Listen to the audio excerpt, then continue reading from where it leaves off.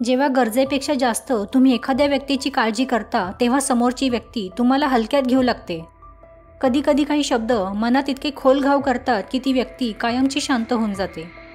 स्वतःला मान हवा असेल तर समोरच्यालाही मान द्या. बोलायला जीभ आहे तर ऐकायलाही कान ठेवा.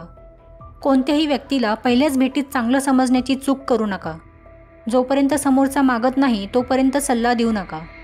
लोक काय म्हणतील ह्याचा विचार करत बसू नका, कारण लोक ना तुमचं घर चालवायला येणार ना तुमची बिलं भरायला येणार. जे घडणार आहे ते घडूनच राहणार आणि जे घडणार नाही आहे ते कधीच नाही होणार. हे वास्तव जी व्यक्ती स्वीकारते ती व्यक्ती कायम चिंतामुक्त राहते.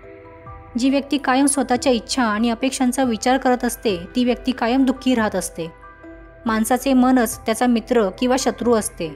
म्हणून जो स्वतःच्या मनावर राज्य करतो तो जगावर राज्य करू शकतो. रात्रभर गाढ झोप लागणं ह्याला सुद्धा नशीब लागतं, पण ते नशीब मिळवण्यासाठी दिवसभर इमानदारीचं आयुष्य जगावं लागतं. धावणाऱ्या वेळेसोबत बदलत गेलं की आयुष्यातील बऱ्याच गोष्टी स्थिर राहतात. ह्या कलियुगात माणसं चांगलं बनण्यापेक्षा चांगलं दिसण्यावर जास्त भर देतात. देण्यासाठी दान, घेण्यासाठी ज्ञान आणि त्याग करण्यासाठी अभिमान सर्वश्रेष्ठ आहे. कोणी इतकेही श्रीमंत नाही की गेलेली वेळ विकत घेऊ शकेल आणि कोणी इतकेही गरीब नाही की येणारी वेळ बदलू न शकेल. आजकाल लोक खूप लवकर बदलतात. काल ज्यांच्यासाठी तुम्ही महत्त्वाचे असता त्यांच्यासाठी आज पण तुम्ही महत्त्वाचे असालच असे नाही. तुमच्या रस्त्यात कोणी खड्डे खणत असेल तर काळजी करू नका, कारण हीच लोक तुम्हाला लांब उडी घेऊन पुढे जायला शिकवतात.